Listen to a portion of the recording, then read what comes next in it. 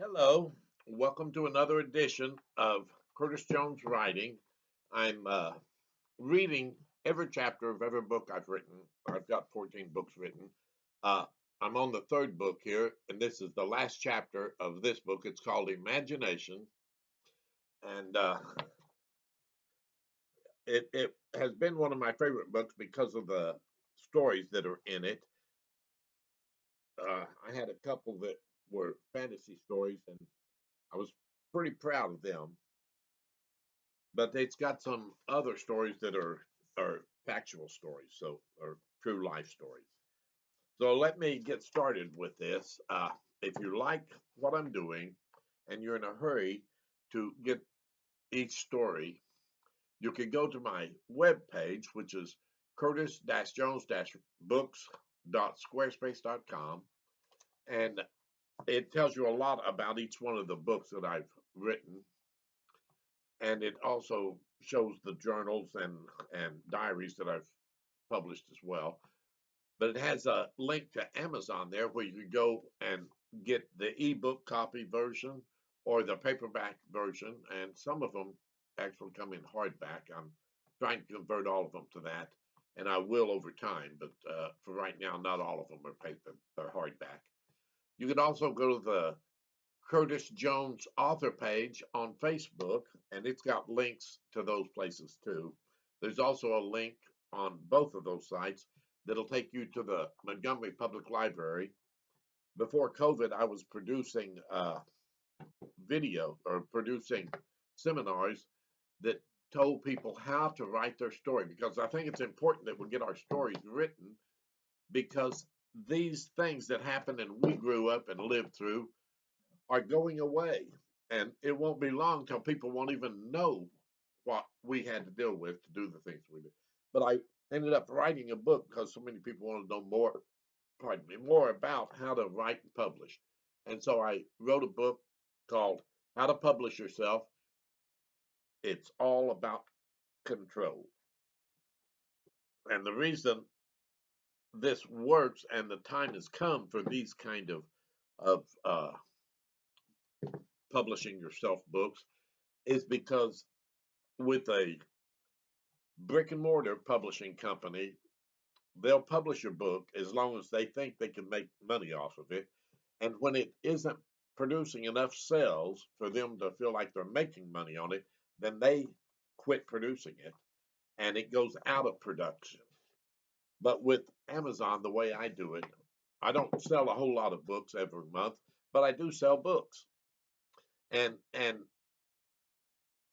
I make a little bit of money on each book, not much, but that's okay. Mostly I do this as a hobby and to get information to my grandchildren about my growing up and me and Stephanie's life together for them to have a little continuity into their life. But anyway, uh, so I think it's important that everybody publish their story, and it will never go out of publication, especially in the ebook format. So let's get started with chapter 9 of Imagination. It is entitled The Power to Love. And the reason I wanted this book uh, read before I started to do the Love All Things trilogy is because it has stories that weren't included in those. I might have written after those, and they ended up being put in here so that they could be published. And this one is a kind of a sad tale. It's when your spouse dies. The Power of Love to Endure is the title of this. The foreword for this particular story is dedicated to my wife of 47 and a half years in wedded bliss.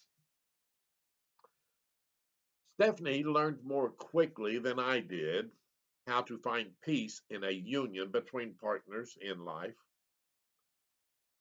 When Stephanie and I were married, I was a mere 18 years old, but she was only 14 years old. That was in 1967. Our relationship was not coming from the same place most young people come from. Our histories forced us into a more mature understanding of this kind of union. It was more emotional than it was physical. I had been away from home and my family for the first time in my life for almost 2 years, and I felt completely alone while I was away. Even letters from home helped only a little bit. When I got home and my family, and with my family once again, the empty feeling was not diminished. When I found Stephanie, I was seeking true companionship, a partner for life that would always be by my side,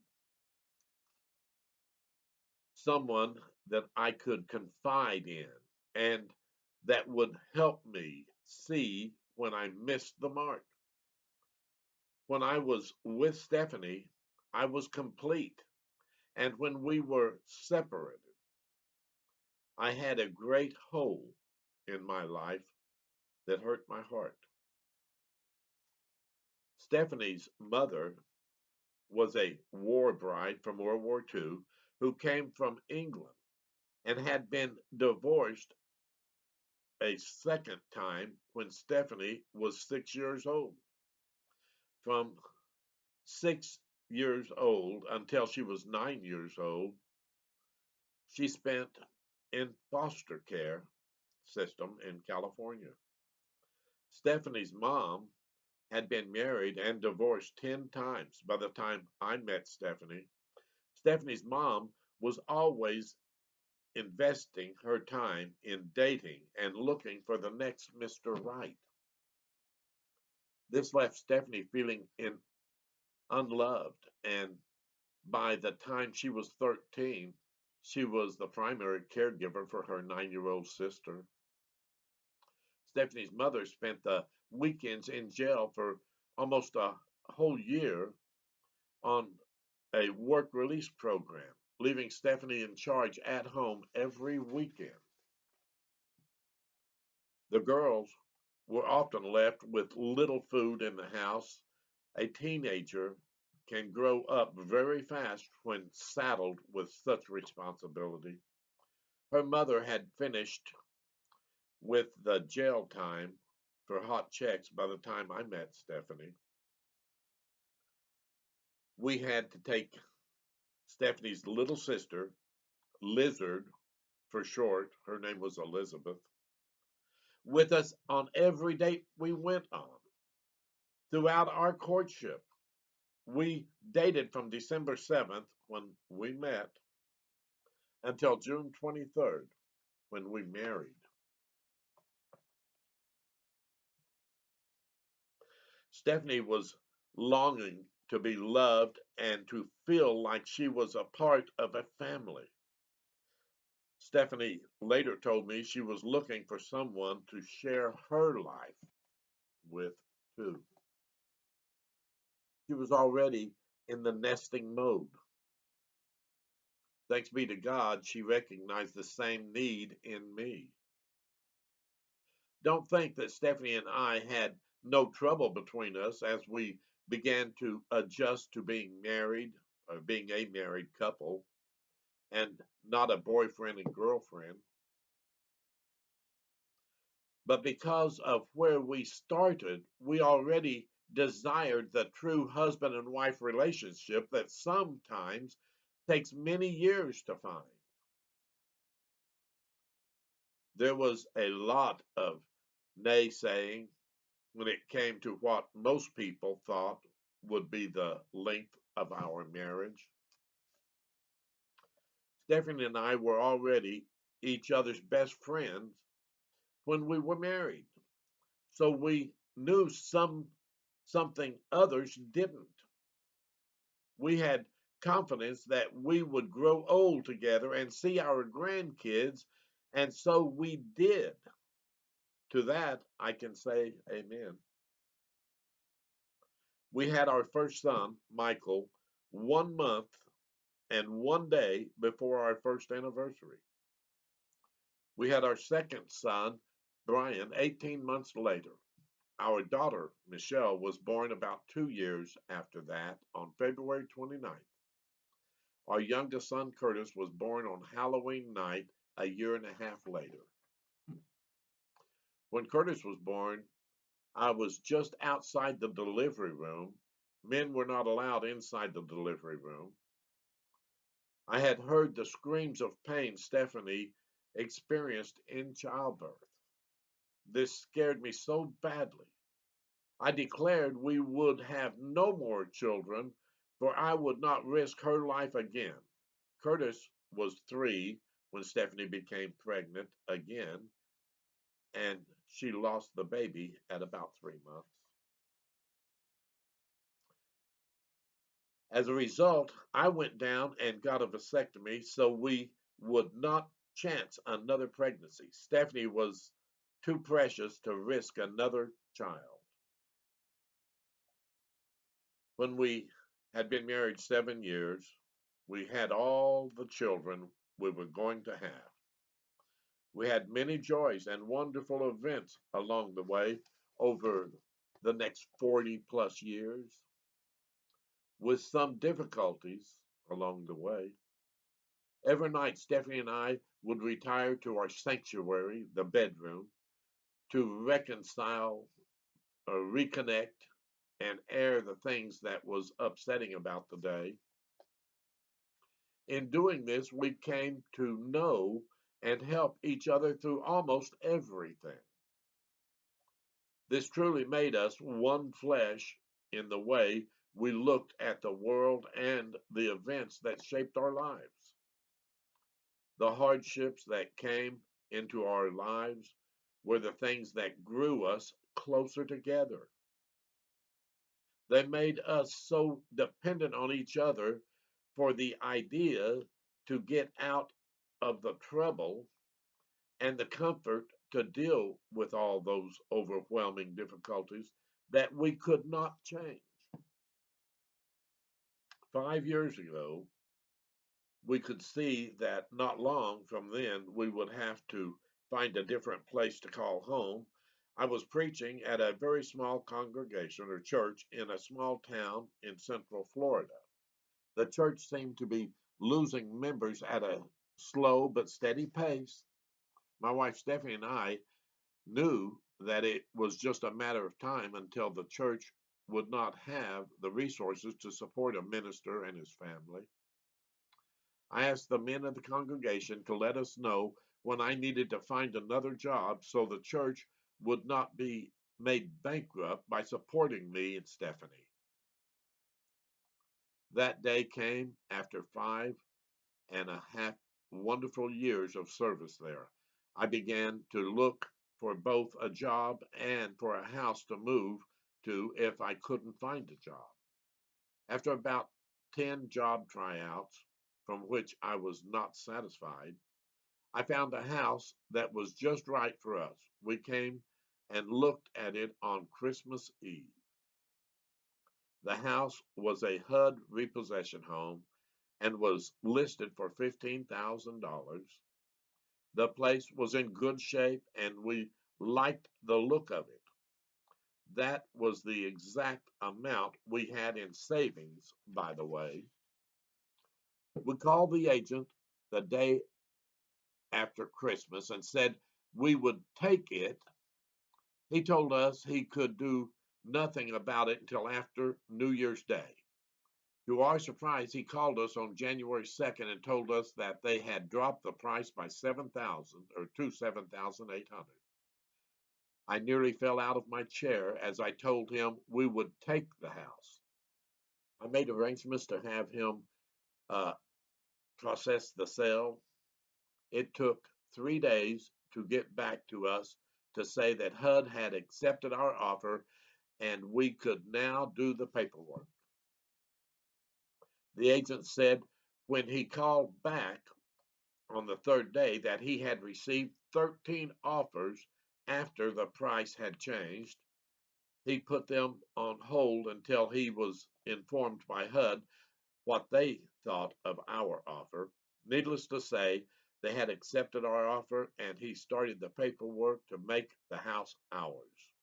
Stephanie and I were happy about the house because we wanted to move to Alabama to be closer to our daughter, the only child we had living in the South. We had been away from family for almost 15 years while I had been preaching. Stephanie didn't talk much about how she missed the kids. She just stood by my side. Within a month, we owned the house outright. Now we were preparing for the time the church had to let us go. This helped us know that God watches over his own children. About once every 6 to 8 weeks, we made the 6 hour drive to work on the house.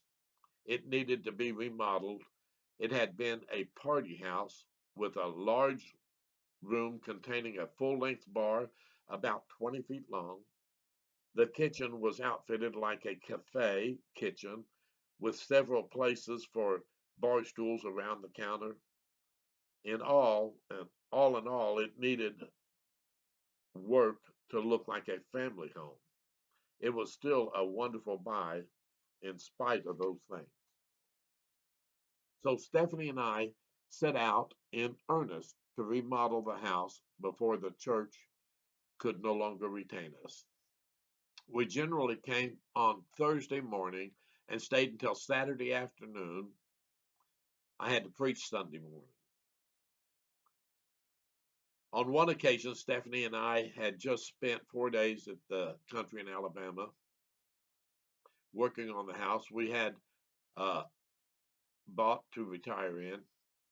We were very tired and ready to come home to our house in Florida. I think this is the same story I wrote a while ago, but let me go on. The trip up had gone uneventful, other than the strange driving habits of most of the bordering public. I'm talking about the folks that cut you off and those that pass very quickly and then slow to a pace less than you were before they passed. Those that make you slap the center of your forehead and say, duh. We had hoped for the same on the way home. We were, I don't know if this is, no, it's not. It's just a part of that. We were sore and stiff from the work in Alabama, and it had begun become quiet in the cab of the truck. Though we had not been rude to each other yet, we knew that when tired and in a hurry, we could be. 45 years together will teach you when to hold it and when to fold. We had learned that letting go rarely leads to anything good. My wife, bless her heart, is a preacher's wife, but that doesn't give her immunity to anger. I'm not immune either. We have had our difficulties over the years. We also carried our dogs in the front of the truck with us, which took up more room than we wanted to share. This gave us shorter fuses and made us want to slow our reaction. We loaded all the tools in the portable generator, which we ran the house on, and started out at 8 in the morning, Saturday morning. There was little traffic and the trip was going fine while I drove the first 3 hours through the backwoods of Georgia. The sun was peeking through gathering clouds, and we hoped for rain to help break the monotony of the trip. We had already made several stops looking for our favorite snack, Golden Flakes curlicues. You might say they are on the short list of snacks in heaven as far as I'm concerned. These snacks are a these snacks are in few stores and they seem to be switched from store to store from time to time. We finally found the curlicues and quickly picked up 4 bags before trading off driving and getting on I 75. at Tipton, Georgia. We opened the bag as soon as we hit the freeway and found the calming effect that a much loved snack causes in even a grouchy old soul like me. Even the dogs moving around in the three circles on the floor before lying down was acceptable now. As the mile markers passed like silent sentinels on the road, the sky overhead had begun to darken and become more menacing. The rain soon broke out, and the wipers and headlights came into service. As we slowed our pace just a little, as did all the other cars on the road, if you've never driven in the South in a very heavy rainstorm, you have missed something to see. It can become so heavy that it appears to be like thick fog in that you can't see the cars in front of you. Many stop driving when this happens, and nearly everybody uses their flashers as warnings to others. This rain had not become so heavy enough to slow us more than 10 miles per hour. We were running about 60 for over an hour. It made the drive home a little longer than usual. We had an incident with an older man driving alongside us for about 15 miles. My response to him caused me to have to say I'm sorry to my wife.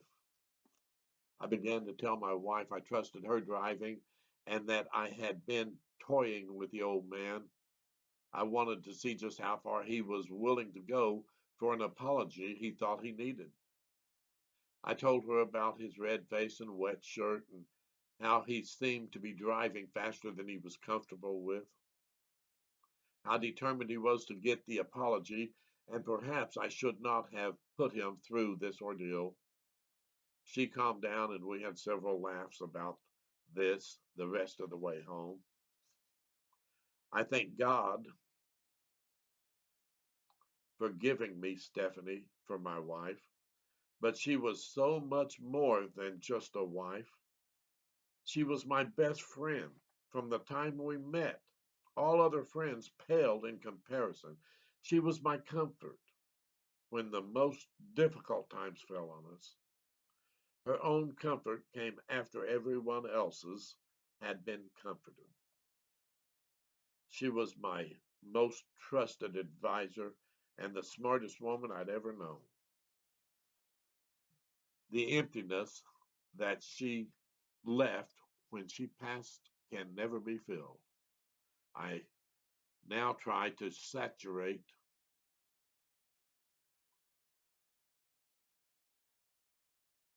that emptiness with the joyful memories that are in my heart.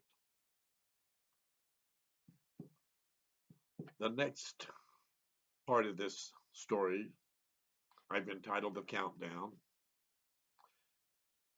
It starts, it was the beginning of November and the temperature had not cooled off yet. We had a small freezing spell a week earlier, and it set back my patio garden, but not bad.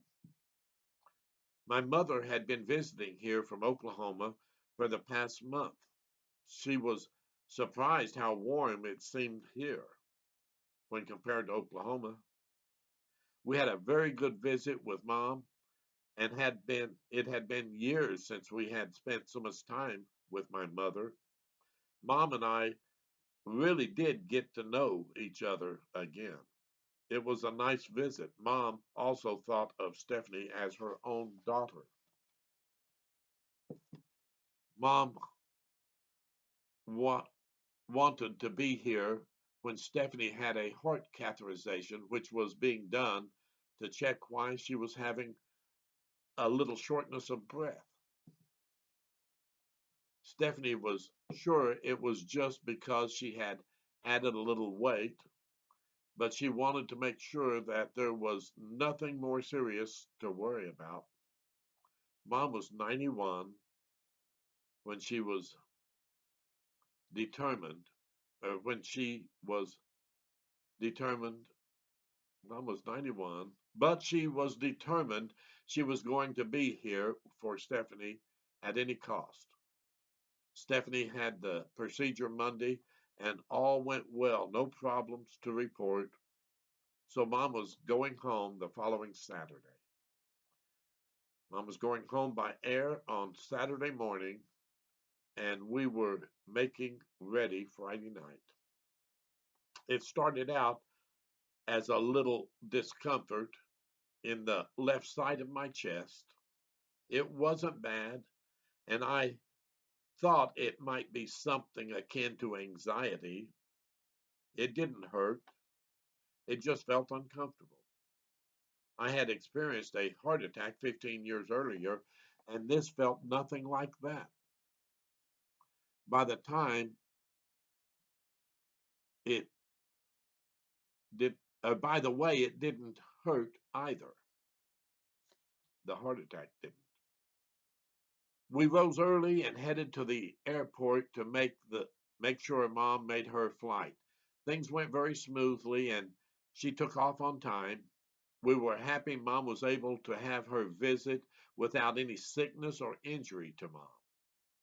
Stephanie and I were thankful for that because we did so worry about that. I don't know how my sisters would take it if I brought Mom down and she became injured here. We had made it through the departure, and my chest did not feel uncomfortable all that day. Sunday afternoon, I began to feel the discomfort coming back, but it was lighter now. It continued and strengthened until Wednesday when it was time for church. Stephanie called from work at 4 p.m. to say, I love you. And as she always did before I left for church, I told her I didn't feel like going to church that night, and she sent me to the emergency room in town. It seemed I had been having a heart attack since last Friday. I was sent to the bigger hospital where my heart doctor worked. Stephanie and my kids came to stay with me that evening, at least until we knew I would be okay. The doctor said that they could address the problem and the family could go home when they were ready. The next morning, everybody came back, and I had a heart cath and a balloon angie done. When they finished the first cath, I felt fine, but they still had to do a stent on the next Saturday morning. I was sent home on Monday morning. They wanted to keep a look at my enzyme level in my blood. Stephanie and the kids were so upset that they cried several times in the course of those events. Their pain saddened me so much, but all went well, and I was sent home with a clean bill of health. So began the last 10 days of a normal life for us, and we had no idea what waited ahead. I came home Monday morning at 10 o'clock, and we hugged and kissed and said how glad we were that this was finally over. We offered a prayer of thanksgiving and settled into our normal routine. I noticed that Stephanie was showing a little more affection than what we usually expressed. I believe it was because Stephanie thought she had almost lost me and was joyfully expressing herself. When I look back in retrospect, I too was very happy that we were both healthy as far as our hearts were concerned. I became as affectionate as she was. It made our lives a real joy, kind of like it was when we first got married. It was fun, and we both felt a great gratitude for what we were given. It was a true sense of what we had possessed all along. I don't know how we came to lose sight of those things as we go along in the struggles of life, but we do. We teased and played with each other over the next few days like we were in our 20s again. Oh, I remember those years. They were some of the most enjoyable we had spent together. The kids were small and no trouble as yet, and we were too poor to know we had nothing and too much in love to care. Those last few days felt just like that did. We rekindled that first love afresh. Pardon me. And it was just as sweet as I remembered it. Stephanie and I had always loved each other very much, but this week was like an old friend had come home to bring a flood of memories and smells and tastes that were hidden in the recesses of our mind. Daily life had obscured the important things of life in the mundane and trivia that cloud our views. Seeing the vivid color and soft skin that seem to glow and hair that will and wave with the turn of a head, the sweet fragrance of a happy woman generated by love and contentment from within. Not the least is the sensation of a tender touch of a beautiful woman that professes her love for you. Nothing in life can be much sweeter than that. These things came into our lives with a gentle wave that was as welcome as a long awaited sunrise on a long and chilly night. They were soon eclipsed by the demands of work and job that required more attention than we would have given to them in our 20s. By Saturday, we dinner, had a dinner date that was as usual. Sunday, I had to preach, so we were back to life as before. By the time Monday rolled around, the mundane had found its way back home. We would normally rise at 7:30 or 8 in the morning and spend the day together until Stephanie had to get ready to work at 2 p.m. We would be alone, or I would be alone until she came home about 12:30 that night. We had become used to those hours and it was just the way things were. I didn't mind because it gave me time to do the things I like to do by myself. It seemed that Stephanie had worked that shift for so long. It is the one she liked best. No bosses most of the time. We got up Monday morning and had breakfast, and Stephanie began to look for an RV we could use when we retired and do some traveling to see family. That was our long term plan. Stephanie had been looking for several months, but she thought she had the found the one we liked. We planned to go see it on the following Saturday. We talked about it until she went to work. As usual, she called me 2 or 3 times every night. She always called when she headed home after work too. When she got home, I would meet her at the garage and shut the doors and lock up and walk her inside. This was our nightly route or routine, and I wouldn't miss it unless I was in the hospital, of which I had been 9 days earlier. So things began to uh, feel back to normal. There was a lot to be said about being back to normal. where comfort is concerned. You know exactly what to expect. Stephanie had a change of medication from her heart doctor last Friday. She was taking 4 new meds that started Saturday morning. Sunday, she felt like some of the meds was too strong, and she took only half of 2 of them. Monday morning, which seemed to go okay when she got up Tuesday morning, she said she felt like her lungs were filling with water. She called the doctor's office to let them know what reaction she had to the meds. She called at 9 in the morning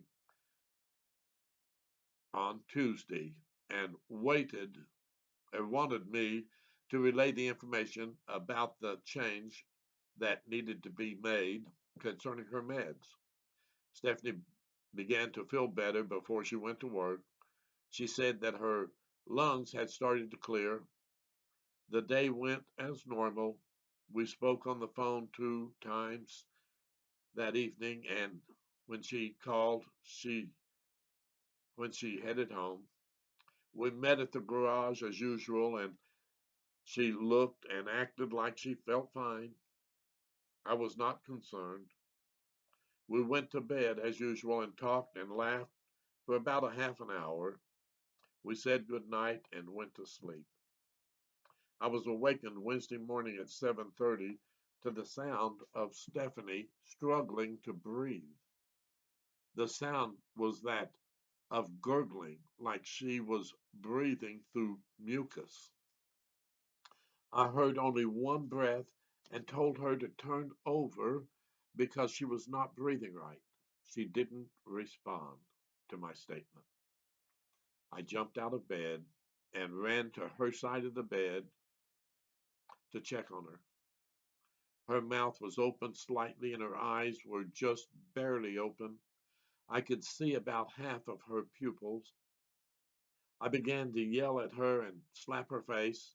She did not respond to this commotion. I grabbed my cell phone and dialed 911 and asked for help because she was not breathing. My heart was racing and I was numb. I couldn't believe that this was happening. My brain went into autopilot and I was acting out of instinct. I was doing CPR all the time between talking to them on the phone. I worked on her for about 20 minutes before they got there. My heart was crying, but my body would not. My throat had a knot that almost blocked my breathing. The crew worked on her for about 20 minutes as well. I stood outside and I watched them work on Stephanie with great diligence. I called the kids living to tell close to us to tell them that's what was happening. Just then the life flight chopper came into view and the sound of the blades was like music to my ears. I had a surge of hope that made me glad for a few seconds. The life flight chopper couldn't land, and my heart dropped to the bottom of my chest. The ambulance took Stephanie to the local hospital where they worked on her for another 60 minutes. When the ambulance arrived, I called my 2 children that lived in Alabama to tell them what had happened. I left a message on my daughter's phone and my son's phone. He called back right away, and I had told him to call the other kids. We thought that she was going to Montgomery, but because the chopper could not land, she went to our local hospital here in town. I told everybody that Stephanie had not responded to anything we had done so far. I had to go through the house to un- unlock the garage door so I could follow. By the time I got there, she was in the treatment room and the door was closed. I sat in the ER from 8 o'clock until about 9 o'clock when they came out to say They had done everything they could, but she did not make it. When those words hit my ears, it felt like my heart had stopped. The doctor told me that even if they had revived her after so much time, she would probably have been a vegetable the rest of her life. At 62, she would she could live many years in a nursing home in that unfortunate state. I went into some kind of unconscious reaction to deal with those things. My mind felt like it was in a protective shell that kept it safe from the pain that was just outside. I was asked what to do with the body of the woman I had been in bed with just 2 hours ago. I had called a dear friend from church, Tom, and he came to the ER to help me through this difficult time. Tom had lost his wife just a few months earlier. He was still in pain from his own great loss, and he came to my aid. That has been a blessing from God. We all need someone we can lean on when our hearts are pierced through by searing pain. Those who help us to deal with this kind of loss gives our mind time to absorb the facts and to adjust to the intense loss we feel. I prayed so hard for Stephanie's life to be saved as I did CPR that I could not believe it did not happen. I believed that almost every prayer I had ever prayed had been answered, and I was disappointed that this most important prayer had not been granted. But in my prayer at her bedside, while I was doing CPR, I asked that God's will be done. My faith has been shaken to its very foundation. I am glad I had the presence of mind to add, if it were God's will. Then I began to reason why such a seemingly healthy woman would just up and die. I was sure that the difficulty was the meds, with the meds, was the problem. The heart doctor office called Stephanie back after she had been dead 6 hours Wednesday afternoon. They left a message to try to adjust her meds so that she would not have the problem with her lungs. I was so angry that I returned their call and got the answer machine and told them they had killed her that morning.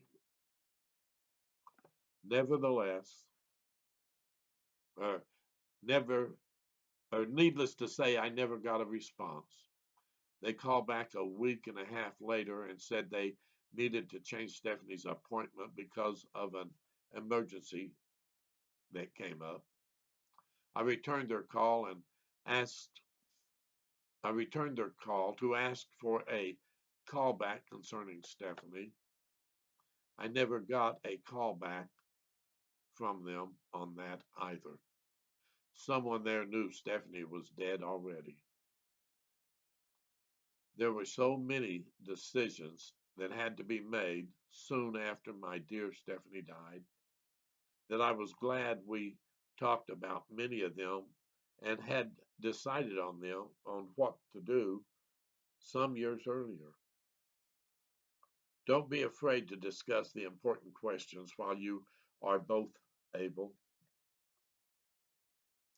Stephanie and I had decided that cremation would be the way we would handle each other's bodies.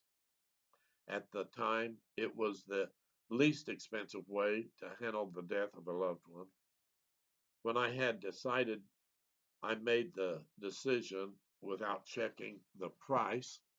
As it turned out, the standard funeral was only $1,000 more than the option I had chosen. You would have your trusted friends help in the hard decisions you will have to face. I have a hard time on Wednesdays because it was the day Stephanie died. I have days that are harder than others, but after about a month, I have more control over my emotion most of the time. My emotion can still overpower me without notice when a precious memory is triggered. It could be a smell, a phrase, a photo, or even a song that brings a flood of emotion that breaks my heart again. They have the same power as a bucket of ice water being poured over your head. They also rush through your body just as fast. When you begin to go through such a life changing event, you have to call upon your inner strength, strength that you may not even realize you possess. We all have some measure of inner strength, and the level of inner strength can only be revealed by the difficulties we are able to endure. I was sure that Stephanie had the greatest level of strength between the two of us. I will never know just how much strength Stephanie had, but I know I was given enough strength to remain beyond the most difficult moments of this disaster.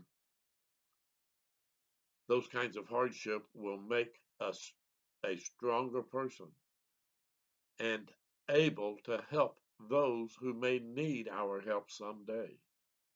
When I look back 1 month from the terrible events, I see what happened as a blessing that could never be seen in the midst of it all as they unfolded before my eyes.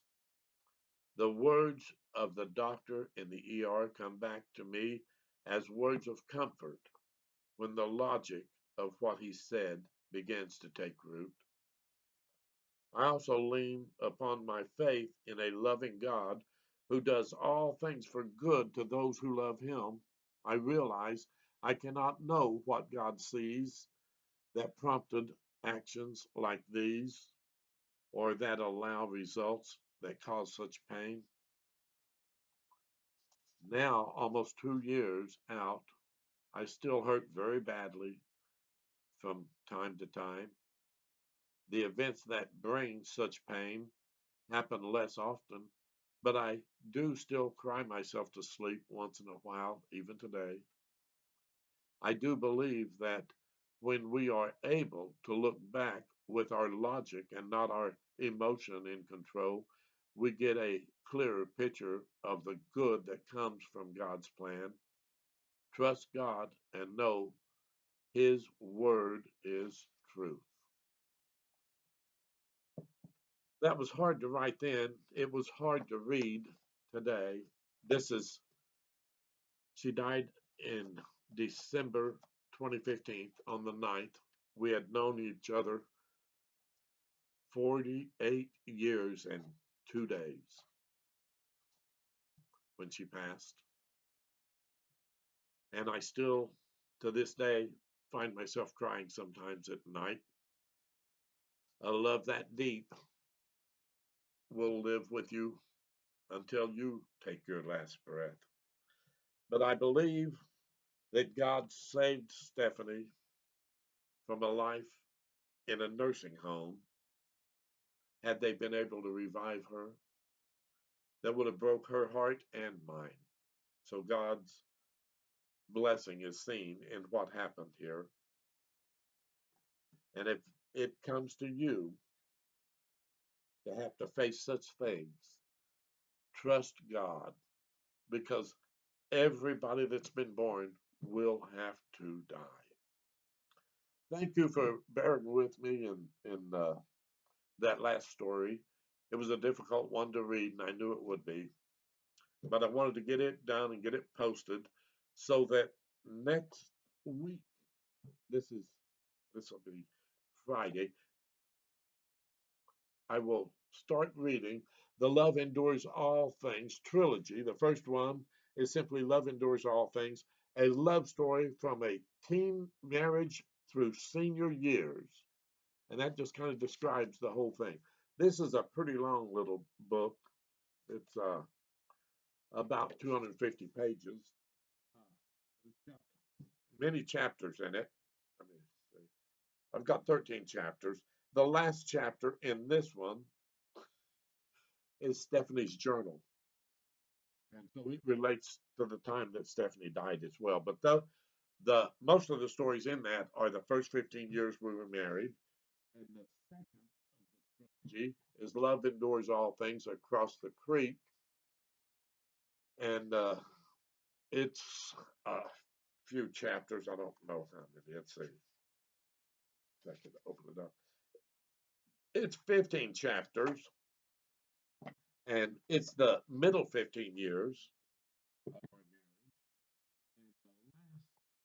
And the last book is Love Endures All Things, The Deep South. Until death do we part. And this, the last chapter in this one, or the chapter before the last one in this one, is a difficult chapter too. And